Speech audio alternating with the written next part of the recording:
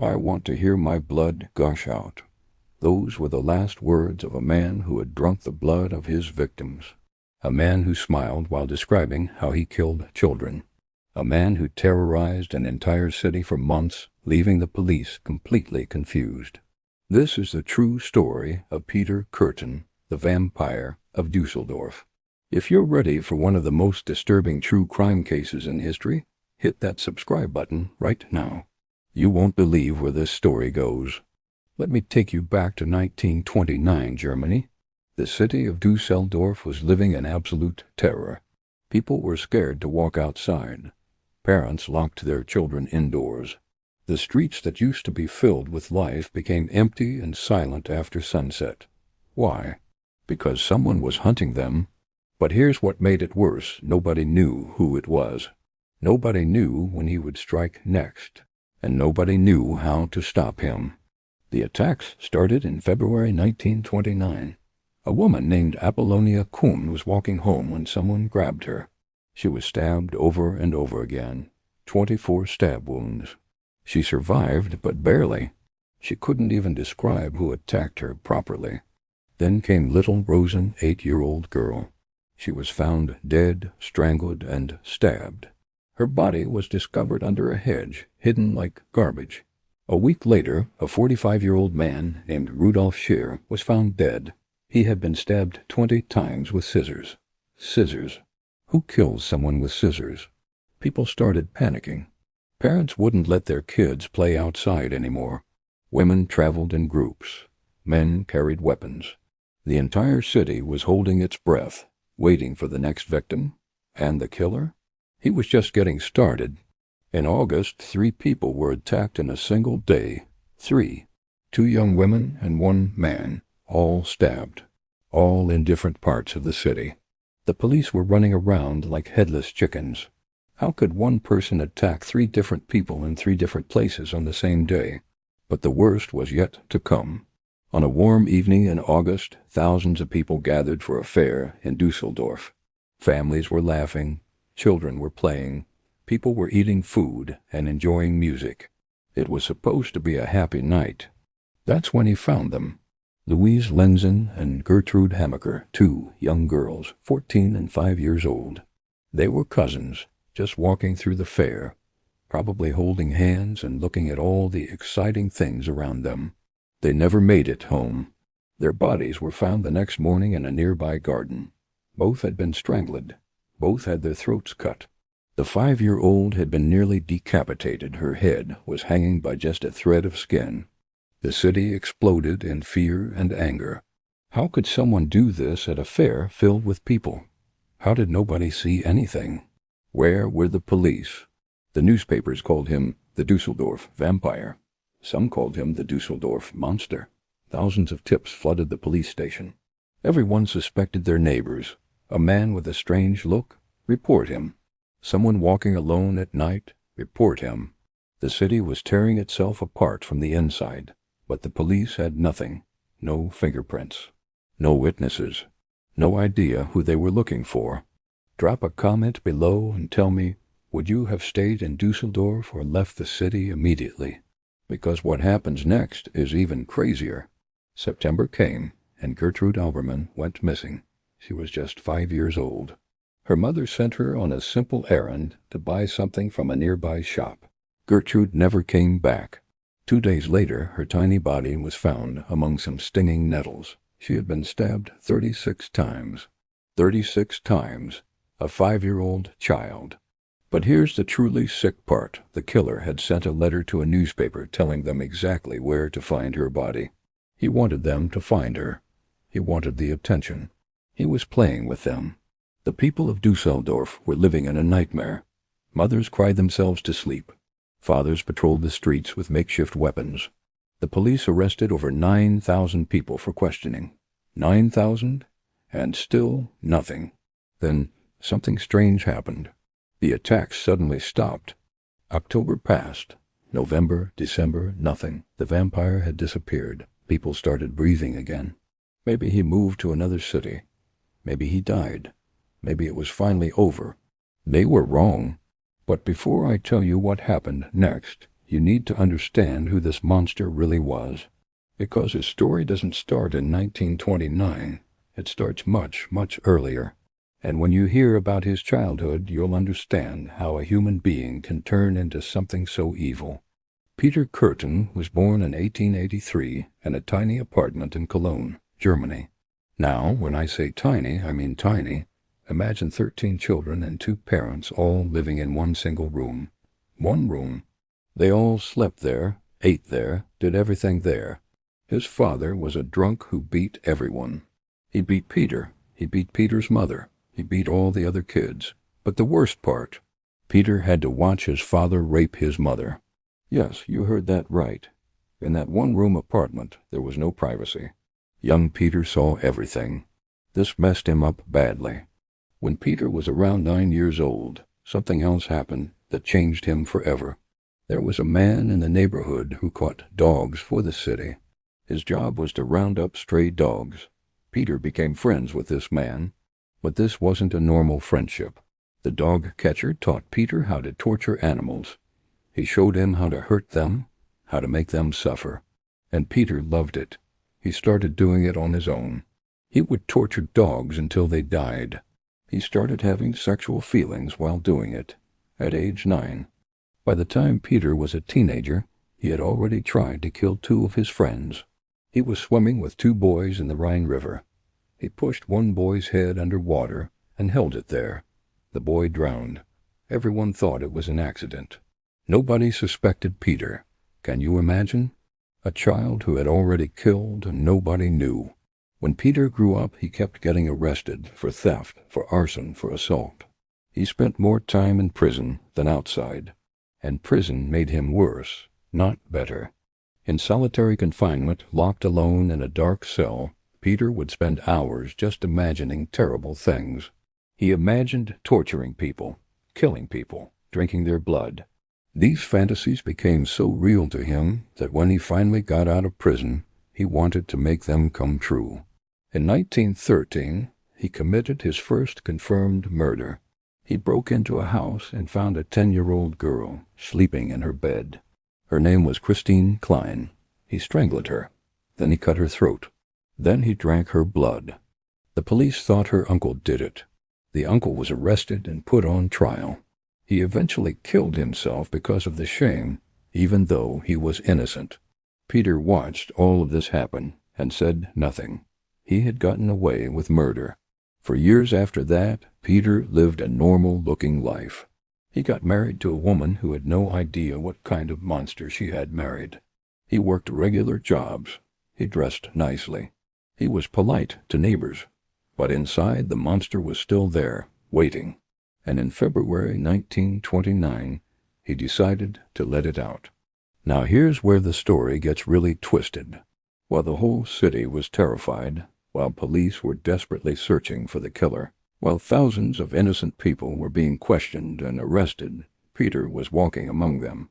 He went to work every day like normal. He came home to his wife like normal. He even joined groups of people who were talking about the murders, discussing theories about who the killer might be. He was hiding in plain sight. Peter later said that his favorite part wasn't even the killing itself. It was the fear. He loved seeing the terror in people's eyes. He loved reading about himself in newspapers. He loved knowing that an entire city was scared of him. He was getting exactly what he wanted: attention and power. But every killer makes a mistake eventually. And Peter's mistake was about to walk right into his life. Her name was Maria Budlick, and she had no idea she was about to become the key to catching the most wanted man in Germany. May 14th, 1930. Maria Budlick stepped off the train in Düsseldorf looking for a fresh start. She was 20 years old, unemployed, and hoping to find work as a maid. She had answered an advertisement for a domestic position and traveled all the way from Cologne. But Maria had a problem. She didn't know anyone in Düsseldorf, and she had no place to stay. As she walked through the train station, confused and a little scared, a man approached her. He seemed friendly. He offered to help her find the address she was looking for. Maria, being new to the city, accepted. But as they walked, something felt wrong. The man started leading her toward a park, a dark, isolated area. Maria's heart started racing. She had heard the stories about Düsseldorf. Everyone in Germany had heard the stories, the vampire, the monster who haunted people at night. She tried to pull away, but the man kept insisting, grabbing her arm. That's when another man appeared. "Is everything all right here?" the second man asked. He looked respectable, well-dressed, polite. The first man immediately let go of Maria and disappeared into the darkness. Maria was shaking. "Thank you so much," she said to her rescuer. "I'm new here. I don't know where to go." The man smiled warmly. "Don't worry, I'll help you. My name is Peter." Peter Kürten had just saved Maria from danger, or so she thought. He walked with her through the streets, talking kindly, asking about her situation. When Maria explained she had nowhere to stay, Peter offered his apartment. "Just for tonight," he said. "You'll be safe there. I'll sleep somewhere else." Maria was hesitant, but what choice did she have? This man had just saved her from that creep at the station. He seemed trustworthy, kind even. They went to his apartment. Peter made her food. They talked. Everything seemed normal. Then Peter said, "Actually, it's quite late. Why don't we take a walk through the forest? It's beautiful at night." The Grafenberg forest, dark, isolated. The same forest where some of the vampire's victims had been found. Maria should have said no. Every instinct should have told her to run, but Peter had been so nice to her. She agreed. They walked deeper and deeper into the woods, away from the lights of the city, and then Peter grabbed her. He pushed her against a tree and wrapped his hands around her neck. He started squeezing. Maria couldn't breathe. She struggled, clawing at his hands, trying to scream, but no sound came out. This was it. She was going to die. But then something strange happened. Peter stopped. He let go. He stepped back. Maria collapsed to the ground, gasping for air, her neck burning with pain. "Do you remember where I live?" Peter asked calmly. Maria, terrified and confused, shook her head. "No," she lied. "I don't remember." Peter stared at her for a moment, then nodded. "Good. Go." Maria ran. She ran through that dark forest as fast as her legs could carry her. She didn't look back. She just ran until she found streets, lights, people, safety. She was alive. But here's the thing Maria did remember where Peter lived. She remembered the street. She remembered the building. She remembered everything. For days, Maria tried to forget what happened. She found a job. She tried to move on with her life. She didn't go to the police because she was scared. What if they didn't believe her? What if Peter found out and came after her? But the memory haunted her. Every night she saw his face, those hands around her neck, the darkness of that forest. Finally, Maria wrote a letter to a friend back in Cologne, telling her everything that had happened. She described the attack, the apartment, the street, everything. And here's where fate stepped in. Maria accidentally addressed a letter to the wrong street. Instead of going to her friend, the letter ended up in the hands of a landlady who opened it, read it, and immediately took it to the police. The police rushed to the address Maria had described. They found Peter Kürten's apartment. They started watching him, but they didn't know if this was really their man. They needed to be sure. Meanwhile, Peter knew something was wrong. He could feel it. The police were getting close. After over a year of perfect freedom, his time was running out. So he did something absolutely unbelievable. He confessed everything to his wife.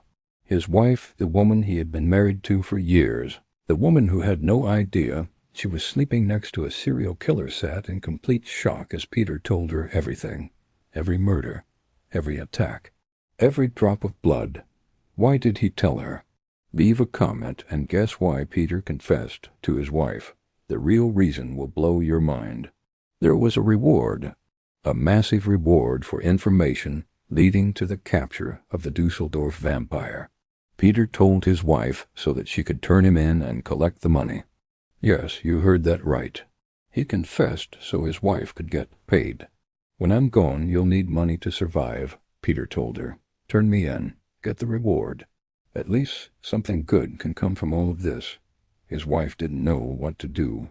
This was the man she married, but he was also a monster who had killed children. She spent the night crying, unable to sleep, her whole world shattered. The next morning she went to the police.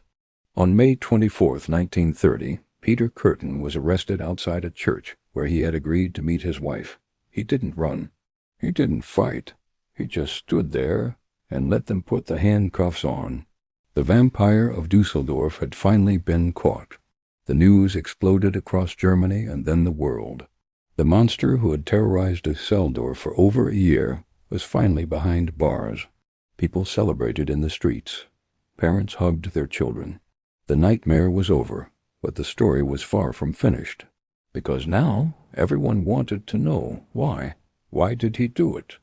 A psychiatrist named Carl Berg was assigned to examine Peter. For months, Berg interviewed him, trying to understand the mind of this killer. And what Peter told him was absolutely chilling. Peter confessed to 79 crimes. Murders, attempted murders, arsons, assaults, some the police didn't even know about. He described each one in perfect detail, with a smile on his face, like he was sharing happy memories. He told Berg about how he would return to the crime scenes days later, just to relive the excitement. How he loved reading about his crimes in newspapers. How he once saved a girl from drowning just so he could attend her funeral later and watch people cry. I got pleasure from the attacks themselves, Peter explained, but I also got pleasure from thinking about them afterward. Sometimes the thoughts were better than the actual events. Berg asked him if he felt any guilt, any remorse. Peter thought about it, then said, I feel regret that I didn't make more use of my opportunities. He wasn't sorry for what he did. He was sorry he didn't kill more people. Berg concluded that Peter was legally sane. He knew right from wrong. He knew killing was bad. He just didn't care. He chose to be a monster. The trial began in April 1931. The courtroom was packed with people. Reporters from around the world showed up. Everyone wanted to see the vampire with their own eyes. Peter sat calmly in court, dressed nicely, speaking politely. If you didn't know what he had done, you'd think he was just a regular middle-aged man. The prosecution presented evidence for 9 murders and 7 attempted murders, 9 lives stolen. 7 more that almost were. The families of the victims sat in the courtroom, crying, listening to Peter describe in detail how he killed their loved ones. He showed no emotion, no shame, nothing. The defense tried to argue insanity, but it didn't work. The evidence was too clear. Peter knew exactly what he was doing. The verdict came quickly. Guilty on all counts. The sentence, death by guillotine. Peter smiled when he heard it. He had expected nothing less. On July 2, 1931, at 6 o'clock in the morning, Peter Kürten was led to the guillotine in Cologne. He had requested a special last meal the night before, Wiener Schnitzel with fried potatoes. After he finished eating, he asked for another portion. They gave it to him. This is my first double portion in my life, he joked. As they prepared him for execution, the prison psychiatrist asked Peter if he had any final thoughts. Peter smiled one last time and said, "Tell me, after my head is chopped off, will I still be able to hear, at least for a moment, the sound of my own blood gushing from the stump of my neck?" He paused, then added, "That would be the pleasure to end all pleasures." At 6 a.m. the blade fell. The Vampire of Düsseldorf was dead. But his story didn't end there. His brain was removed and studied by scientists trying to understand what made him so evil. They found nothing unusual, no tumor, no damage, nothing that explained his behavior. Years later, his head was mummified and has been displayed in museums. Even in death, Peter Kürten got what he always wanted: attention. The city of Düsseldorf slowly healed. Parents let their children play outside again. The streets filled with life. The fear faded, but the victims never came back. Little Rosa, Gertrude Alberman, Louise and Gertrude from the fair, Christine Klein, whose uncle killed himself over a crime he didn't commit, and so many others. They deserved to be remembered not as statistics, but as real people whose lives were stolen by a man who turned his childhood trauma into a reason to destroy innocent lives. Peter Kürten claimed he killed because of his terrible upbringing, because of what his father did, because of what he experienced as a child. But millions of people have terrible childhoods and don't become serial killers. At some point, Peter made a choice. He chose to torture animals. He chose to kill. He chose to enjoy it. Evil isn't something that just happens to you. It's something you become when you stop fighting the darkness inside. The Vampire of Düsseldorf proved that the most dangerous monsters aren't hiding in forests or lurking in shadows. They're walking among us, looking completely normal, until one day they decide not to be human anymore.